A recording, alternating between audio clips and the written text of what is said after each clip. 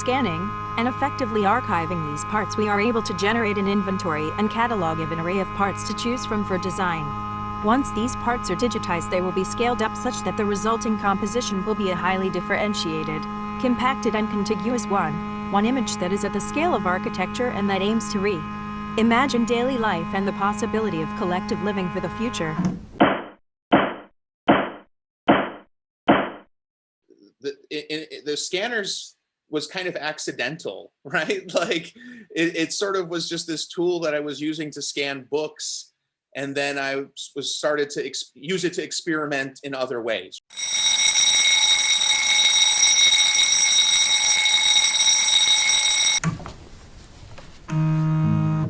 The kind of use of the scanner comes really out of the project Archive of Affinities, right? So the overwhelming content shared on Archive of Affinities is scanned on a book scanner, you know, from old magazines, books, etc. And at some point, I started to use the content that I was sharing on Archive of Affinities to make speculative proposals. And then I was also collecting physical objects to make architectural models, and I started to use the scanner to document and collect those physical objects, and that became another way to say use the scanner not just simply as a means of collection, but as a means of production.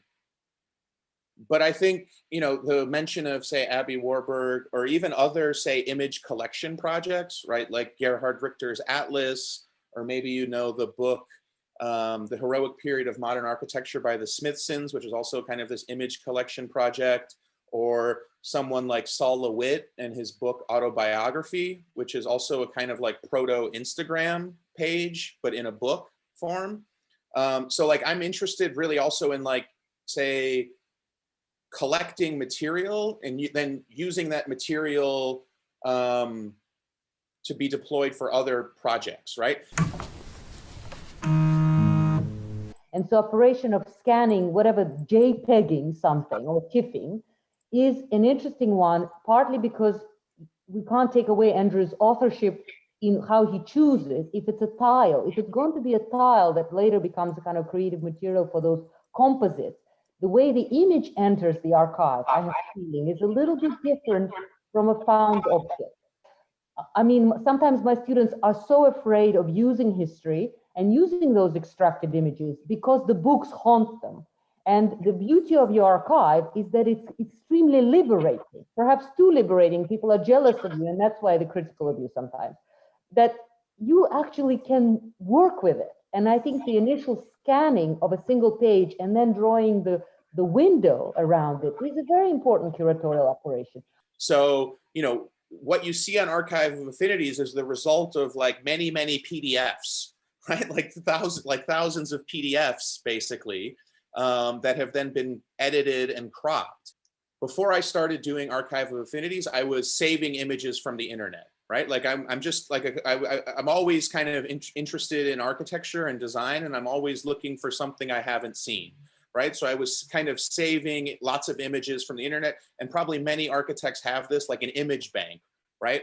And in the past, those may have been like slides or postcards. And so, you know, I was kind of saving these images from the internet. And then when I started graduate school, you know, you would hear someone mention an architect, right? Or a project. And this was in 2010. And I would say like the internet was very different in 2010 than it is in 2021. And so someone might mention an architect or a project, and I'd hear it, and I'd go try and look it up on the internet. And I couldn't find, maybe say the architect, or the image was low resolution or poorly labeled, right? So and at the same time, I also had a suspicion that many contemporary architects, big name contemporary architects, were actually just recycling projects from history.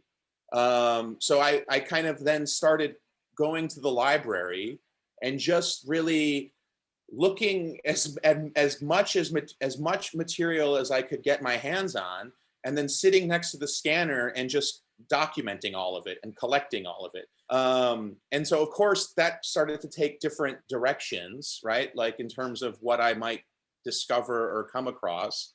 But one of, as you sort of mentioned, like with the images, like at a certain point, I started to maybe have like enough floor plans, and I'm going to send this in the chat, or I started to collect enough floor plans, and I started to then piece those together to make speculative floor plans, right? And really just as kind of for fun or as thought experiments, like there's no client for any of these projects. So, they're just kind of made for fun. But one of the things that, say, by using the scanner, by kind of going and like really manually scanning everything, is that everything, I knew the kind of source of everything, even though it was also removed from the book, I kind of knew for sure the source. Everything was at the same resolution or a consistent resolution, as opposed to finding material online where something might have a different resolution than, say, how someone else did it. So there was a flattening, but also a consistency. And so that was really the kind of start of, say, using the scanner to collect things and then to produce things. To be honest, the kind of use of the scanner in terms of thinking about design is sort of accidental and really comes out of doing the project of Archive of Affinities, right? So I was doing the project of Archive of Affinities and I was constantly scanning material rather than just finding it on the internet, right? I was scanning material and uploading it to the internet. And then that's where I started to also, say, misuse the scanner, right? Like misuse, like, so, the scanner is really meant to like in a really boring way, like, you scan physical pieces of paper or documents for whatever reason. But I began to scan physical objects as well, and then realized, oh, if you kind of change the resolution, you could make the image as big as like a building.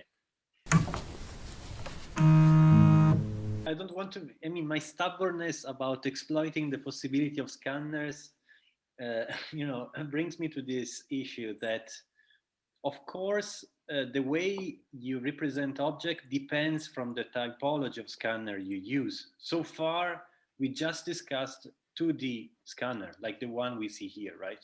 90% of people use as a book scanner, but actually I was reading this Wikipedia page, and seemingly the example they provide is a rhino that is scanned. I don't know how many of you have ever scanned a 3D object apart from Andrew Kovacs. But anyways, in any case scenario, this is about 2D scanning. And did you ever consider that the object that you scan so far, once they will be scanned in 3D, they will provide completely different outcomes? Yeah, look, I think 3D scanning is really interesting. Some models in the past, I have experimented with 3D scanning. And I don't know, I guess maybe I'm obsessive in a way with trying to make the 2D scanner work. That's why I'm saying I'd want more resolution. Because I guess like I would really love to make an image of this column. And then if you can get the resolution high enough, you can then print the column so that it's building size. Yes. And so I think like that is an experiment that I'm still trying to realize, let's say. The presentation on the right that I sent you, I made maybe in 2000, at the end of 2017, after the Chicago Architecture Biennial, because I was trying to talk to scanning companies or companies that made scanners to see if they would help me make a scanner with a higher resolution. I'm assuming most of the audience here is in Europe, and I'm sure you're familiar with when an old building is being repaired, they print an image of the facade on scaffold, right? And you see an image of what the facade looks like. So the idea with these kind of wallpapers is to sort of take these architectural fragments or toys or kits that I scan, and the idea would be that if you could get the scanner to go to a really high resolution, which there are scanners that exist like that in terms of for like medical devices, that you could effectively scan a toy facade and print it to be one-to-one, right? And then kind of erect it on scaffold. So you could kind of make an image of a toy as a building. So that's kind of what I'm trying to also work on in terms of using the scanner, in terms of thinking about design. I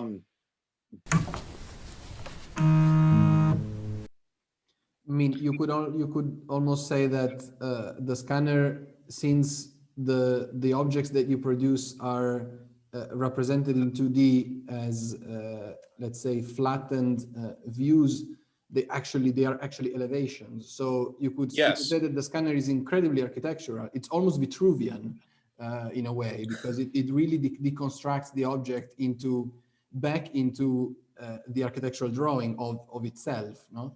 And so it's almost a way of automatizing that process in a way. I guess if for sure, if you look at the last column in the Miro board from scan to building, I would say that like those images, like where you see master plan at the bottom, or these kind of elevational views, right? Like they're elevation like, right? Like they're still not kind of, I mean, they're not drawings, but it's also the benefit of the scanner in that it flattens things, right? So because it flattens things, it'll privilege something like a plan view or a top view or an elevation view or a side view, right? And so in that sense, that then becomes like the architectural territory to operate and design within, right? Like you think in elevation, or you think in plan, as opposed to maybe really thinking about the whole object in 3D, even though that some of the models, the physical models, are very three-dimensional. I think that's very important to really understand for all of us fully what it means to see through the lens of representation, because I think that to me is key to today's discussion, this idea of putting it through the projection plane of the scanner, or putting it through the digital surface of the computer screen. Because when we started in the beginning, we spoke about it, abstraction, not through the, for example, perspectival image, right? By putting something on the scanning bed, we forcing it, as you're saying, to enter this digital surface logic, which is why I don't know who put that drawing there, the developed surface drawing, the one that opens the dollhouse into some kind of a paper unpacking.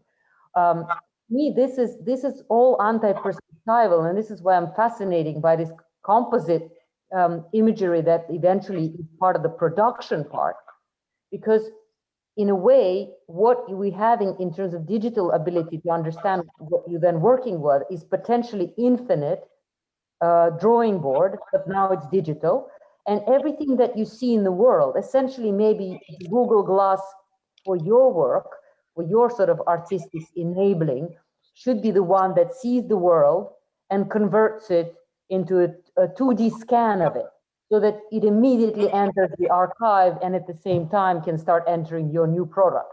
But it is doing so without any environmental, immersive, atmospheric. It is in a way very old school, and this is the beauty of it.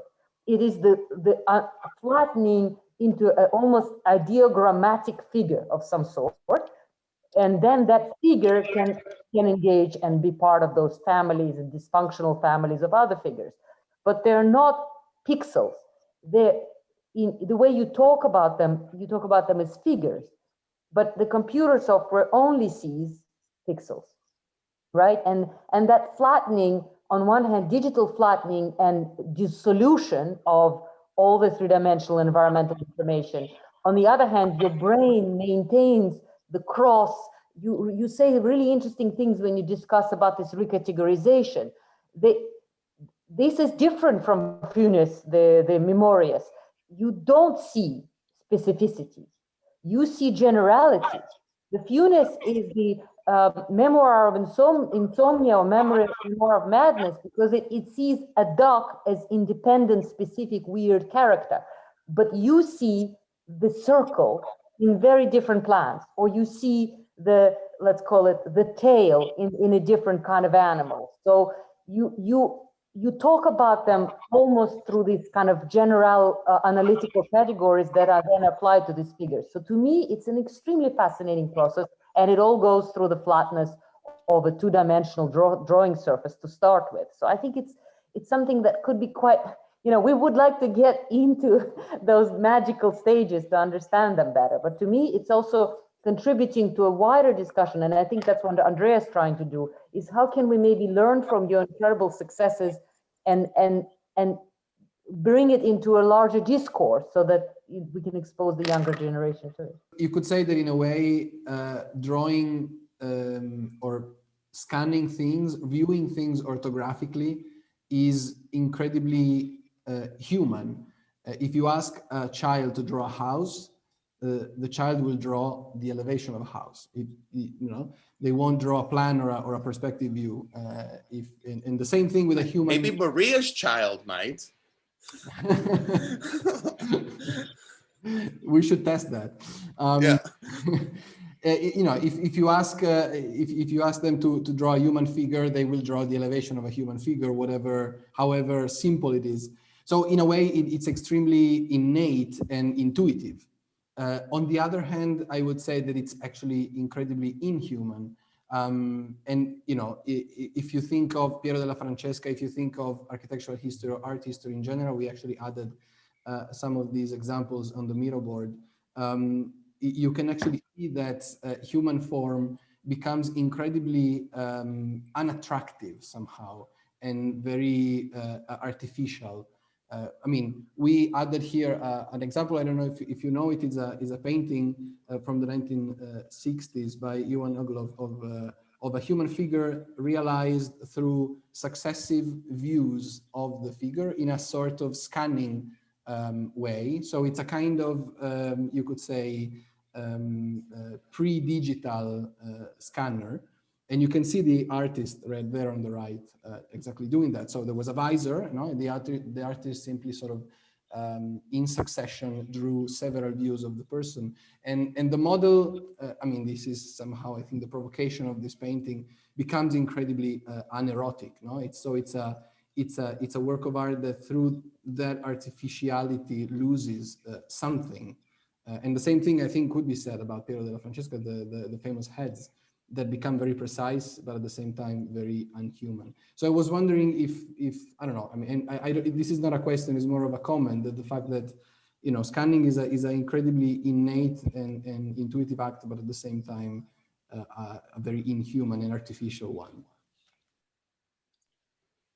Yeah, I mean, I think that's a great point. And it's something that, you know, I haven't necessarily, I didn't know the painting. And I'm just seeing it for the first time. I guess there, maybe I would start to think about like the difference between kind of like abstraction and literalness, right? And I think that there is a kind, like maybe there's a kind of abstract quality to the scanner, right? In terms of its flattening, its reduction, and then but maybe the content that I'm picking or that I'm selecting, let's say the content I'm selecting, there's a kind of literalness to it, right? Like the duck or the pitched roof. And so, or even, you know, there, and maybe that even slips into kitsch, right? Like some of the, like these columns are kind of kitsch, or that's their intention, or these souvenirs that I'll collect, like they're actually, what they're actually meant as are these sort of like kitsch objects. But for me, there's a kind of reappropriation or a reuse of them in other ways. And then that is even amplified through the manipulation of the objects, right? Like things get painted. And if you'll look at like, you know, like for example, like one project that I did unsuccessfully, you know, the Guggenheim, my Guggenheim competition submission, I'll send it to everyone right now, from 2014. I'll send it in the link in the Zoom chat. Like there, everything is reduced to a single color, right? In this case, white, or desaturated would be another way to put it, right? So early on, there was this kind of desaturation where, and then also kind of mix of objects, right? And so you would get visually a certain kind of flickering between being able to recognize certain things or understanding them as a new whole, So many, many parts, once they're all painted a single color, it's much easier to understand that as a single whole, right? As opposed to just the parts. But as that kind of, and you know, that's of course, you know, a trope in architecture in terms of making models, physical models, right? Like everything is made of like white chipboard traditionally. So I think, but that started to evolve into different ways, or to try and have more of a mix, right? In some of the compositions where you would be able to read, like, or you get a flickering, especially when things are many different colors, a flickering in some of the views where you can read certain parts, but you can also understand the work as a totality, right, as a whole. But I think, yeah, like, you know, when I made this kind of Guggenheim model, there was this kind of idea of, say, desaturating everything to be kind of even.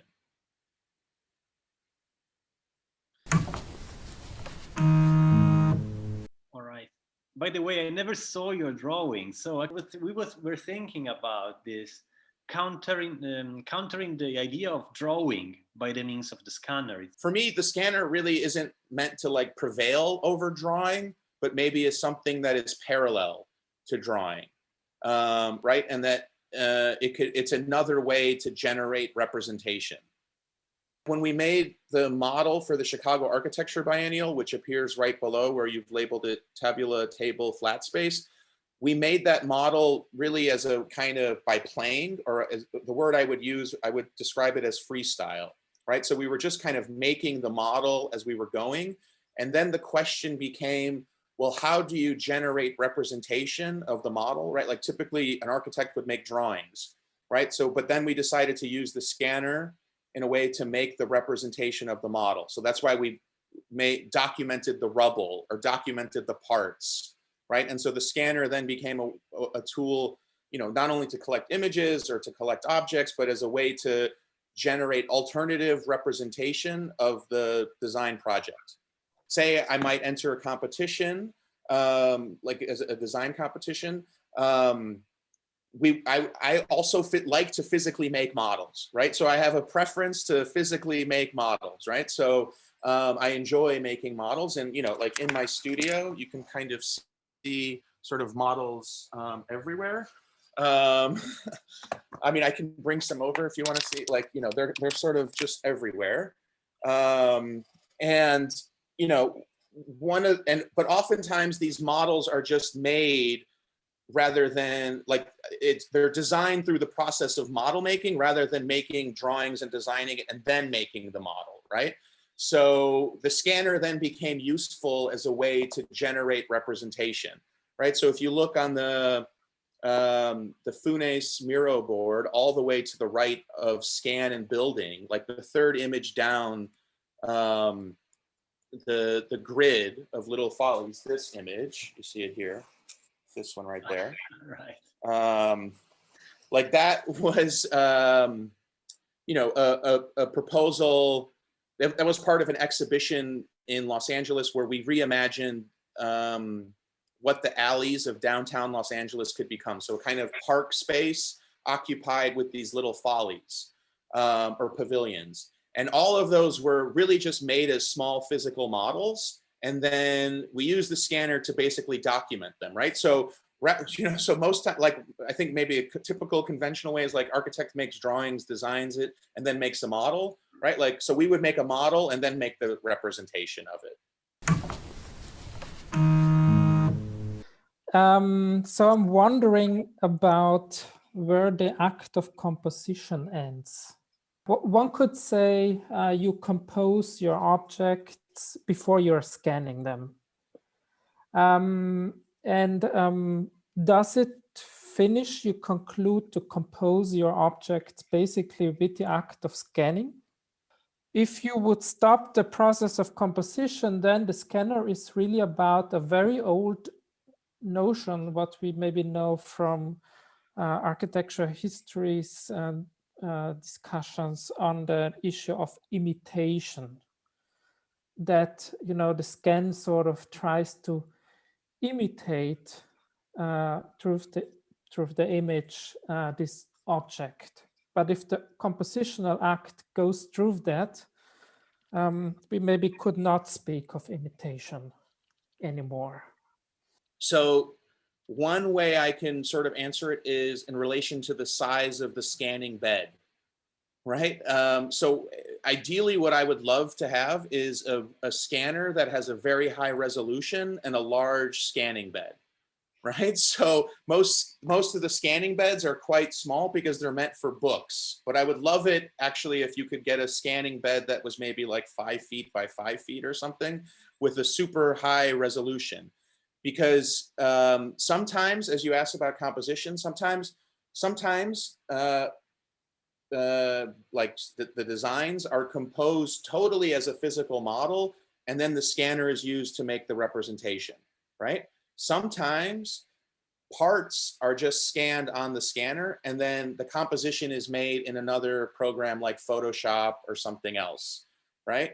At other times, parts that are not glued together are assembled directly on the scanner to make a kind of composition, right? But they're not glued together, so they're loose. And those in the Miro board, you can see those are called like instant elevations, right? And those maybe then have been translated into other design projects. For example, the one we did in Hungary as part of the 12 Walls exhibition, right? So that is, I mean, ultimately we made a drawing that they used to make a kind of wall mural, but the kind of precursor before the drawing is sort of the, under facade, the fourth slide down, right above AXO, where you have these kind of elevational compositions that are made directly on the scanner, but they're not glued, let's say, or right above that one. Composition is certainly something that I'm very interested in. And I think, it happens in different ways, but I guess, ultimately, like it's in some sense, it's also like it's limited by the size of the scanning bed, right? So if I had a much bigger scanning bed, I could compose bigger physical objects and then use the scanner to document it. Mm. But in order to make so, perhaps you have to invent completely different categories of designs. So that's why in this column here, entitled Types of 3D Sources, we started to basically list the material you provided. There's something kind of in terms of like going to collect this material, and there are a number of different places to go, right? Like, you have the 99-cent store, or like the craft store, and so I was kind of looking for or things that in an architectural model would resonate as architecture, right? Sometimes things are also just found on the streets, right? So or on eBay, and so in some ways I'm also kind of reliant on what exists, right? But in that sense, like there's an attempt at rigor in trying to say document all of this content. But the construction kits, like many of those pieces come from existing train models, right? So like for train sets. So one of the places I would look also is eBay, right? And buy or collect sort of used buildings that belong in train models. I was purchasing like used train models in addition to things at the 99-cent store as material to use for physical models, right? And so one of the things I appreciate about that too is that those are like instantly recognizable also as like architecture or as buildings in terms of the facades, right? Like for, say, a broader audience. But that also goes maybe to the point of the internet, right? Like, so the internet instantly increases the audience for architecture, right? Like architecture is kind of this sort of elite thing, right? Where the discourse kind of typically is only happening in like institutions, right? And so, but now once you have everyone with an internet connection can now start to become, becomes part of the audience of architecture, right? And so, I've only kind of been doing what I'm doing on my own for, maybe maybe like 9 years. So I'm still considered, you know, kind of a young architect. So I don't have, you know, many commissions or projects. So I would just make speculative projects and then share them on the internet, right? Like as speculative proposals. But one of the ways that I work, or I like to work or design, is really through this sort of collage or assemblage method, right? And it's taking things that already exist and reusing them to make something else. Now that could be a number of different things. It could be existing floor plans, it could be physical objects, it could be like aerials. It varies. But I think there's something really interesting in, say, what is recognizable to people that are not architects and the broader audience of architecture, right? As a way to kind of communicate to a larger public. So I think, you know, everyone can kind of understand like the pitched roof as architecture, right? And I think everyone that's not an architect can sort of chuckle at the idea of like the duck as a building. But then the duck as a building also has a place within the discourse of architecture, right? So one of the things I'm also really interested in is like how to kind of bridge the gap between those in the know, say, of the discipline of architecture, and like a broader audience of, say, non-architects. I mean, you know, you have something like this. Do you see this? You know, it's like a toy column that maybe is used in like for a wedding cake or something. And so to me, this is like architecture as like at a kind of like everyday level, right? Like, so people that are not architects can understand this as being architecture, right? The scanner also then became a great way to document these physical objects. And that's what you're seeing in the slide labeled $1 stuff. And then like right below that, where it says rubbles, you know, as we make these models, there's lots of debris, right? Like things get cut up because it's a kind of physical, it's not 3D printing necessarily, it's a kind of physical model making, or even you could almost think of it as like kind of craft. And so one way to then use the scanner was to, or one way to then document that was to use the scanner. And then I think in this kind of rubble images, you get something resonant to like drawings by Daniel Libeskind's Micromegas. But instead of it being super abstract, it's kind of everyday junk in this kind of postmodern way. Well, the reason I find it very fascinating for the work of my students and my own research is that there is incredible kind of potential that you wouldn't have time or physical ability to realize from the multitude of all these extracts. But when you allow your scans or photographs to document these rubbled fields, or you called it this micromegas, kind of a narrative game board thing, it also prompts others to recognize that there may be other ways to glue or rearrange or capture it as a project. You don't teach a particular way of arranging things. You often talk about it's freestyle, it just happens, it's a kind of artistic intuition. But in that, it allows the other composites to arise, like the collection of Sergio Sohn that you use, this sort of, what if we updated a collection of kind of an obsessive collector? What would one collect? But there isn't a curatorial program or a rigid diagram that you're spelling out for us. So you're saying it could have been another one, or it could have been another bias. But I find that the representations of captured rubbles are very, very powerful. And it's really important for, I think, for the students' architecture to be aware of that. Sure. Yeah. No. I think it's like there is a kind of lightness to it, or let's say even also a looseness, right? And maybe that's also that. I think that's intentional, and that might also be like where there's room for people to collaborate with me on things, right? Like that it's not so things don't have to be so predefined, but there's, say, space that allows other people to also kind of work this way. It seems that the scanner allows you to, as you were saying before, to accumulate these objects and then adopt them and use them in different ways. But I was wondering about what happens to these objects after they are used. If you, for example, have some sort of organization or selection or way of kind of sorting all of this material. And the reason why I asked, kind of see there. yeah.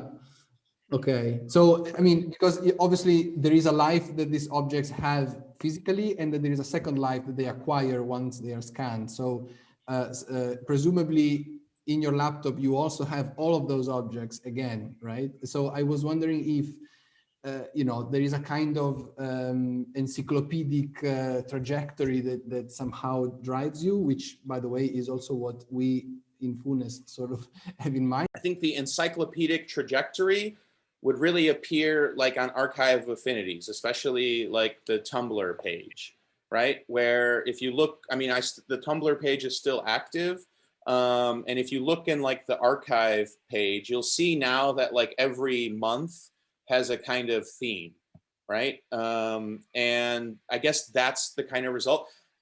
But up until that point, I would say things are still very like loosely organized. Like even here in my studio, like the boxes, it's like, you know, things organized by like plastic or pieces of paper or like larger physical objects. So it's still quite loose in a way. Like and maybe like I guess while I'm interested in making it kind of encyclopedic, I don't want it to be dogmatic, right? Because I don't think there's anything kind of dogmatic about it. Like that this is like this is, you know, these are the most important things I've collected. Like I mean, it's open in that sense. So like, I don't want to come across as that it appears dogmatic, but really it's also, I mean, it's just, whether it's images or floor plans or physical objects, like really at a simple level, the way I understand them is that that becomes material to then be assembled into something else. Talking about scanner in an architectural way is not definitely evident. We can say it is pretty evident for instance, in terms of media theory. There was this book that maybe you know, that was just published, was curated by John May and Zeynep Alexander, where they provided different insights about different kind of technology, among which it was the scanner. And they tried to, in a way, describe the history of this tool from the point of view of media theorists. But this is not really what we have in mind when we want to talk about scanner as a tool for architecture. So we immediately jump to this question. So what about the scanner as a subject of architectural theory? I mean, how do we tackle this subject? What do people mean when they say the discipline of architecture? To be as inclusive as possible as what could constitute projects that would be part of the discipline of architecture, right? So, you know, one of the, you know, early on in the project of Archive of Affinities, I was interested in, say, people that were trained as architects, but didn't produce architecture, right? So someone like Saul Steinberg, who was trained as an architect, but drew cartoons, or say artists whose subject matter was architecture, right? So it was kind of, or even, you know, this kind of outsider or amateur architects, like, you know, Simon Rodia and Watts Towers, people that don't have formal training as architects, but were producing buildings, right? And so there I was also interested in things like follies, right? Like, you know, the kind of that you would see in like the kind of English garden, which were probably, you know, typically built by amateurs, right? Like not people formally trained as architects. So, and for me, those things were interesting because they could test the limits of the discipline of architecture, right? And I guess I was trying to find a way to be as inclusive as possible. And so that also translates to, say, the collection of physical objects, right? Like how inclusive can you be and what can really be useful in terms of making physical models, let's say. This is perhaps another way through which we can reimagine the overall legacy of handbooks by start scanning stuff and, you know, providing different ways of repertoires and arrangement. So yeah, perhaps there are still strong developments that are waiting, not only in the domain of building, but also in the domain of publishing, in the domain of spreading architectural culture. Could you then maybe say that this is the broader cultural project that you're doing? In some of your lectures, you often promote kind of much more inclusive understanding what architecture is, right? Architecture is a cultural practice. And maybe it is also worth for this small audience to understand that what we're trying to do today is the opposite of what you just said. Yes. We're almost trying to become a bit more experts within micro expertises of this particular way of using assemblage collage. So we obviously try overthinking it and over speaking it. And I agree with you when you constantly interrupt us and say, guys, look, it's a process. It's a creative process. I can't do a post-mortem on divine inspiration in the moment. And we're all artists who are designers. We should completely get it, you know? But I also think that there is something deeper. And that for our tiny and obsessed disciplinary audience here is interesting because yes, people see the duck or the basket, but no one's going to chuckle at a 9 square or ideal city wheel and you do use gradients from a ball to a tail, a 9 square. You use these sort of weak associations or affinities between pieces that are very kind of elegantly, intellectually drawn out into sequences. So they're not, you know, it's not just child's play and it's not just bits and pieces of toys broken up. There is a method and there is this light, loose method, but nevertheless, there is this almost like a seeping through your work of things that used to be extremely serious, but you make them accessible, playful, useful again, and yet they're still there. So I find it incredibly inspiring, but well, thank you. Yeah, but I think it's not just finding something that already exists and rearranging it and giving the world this new product, because that is the way your attitude towards the world, and that's why you link to postmodernism, right? In some of the critical circles, in terms of this intellectual belief that everything's been already done, everything's already exists, and you just need to take it from the world, refract it, and give it back to the world.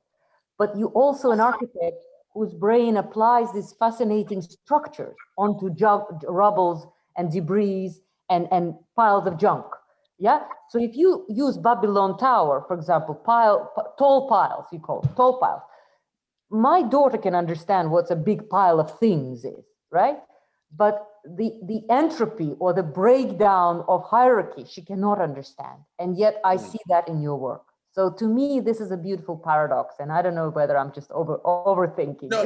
No. I think it's good. I guess I kind of always keep a little bit of a distance from that because I would think of myself more as a designer, right? And so maybe you've seen some of these videos or clips with like Andy Warhol, where they ask him, you know, like why he did it, something the way he did it, and he's just like, oh, just because I liked it, you know. No. What are you trying to do now?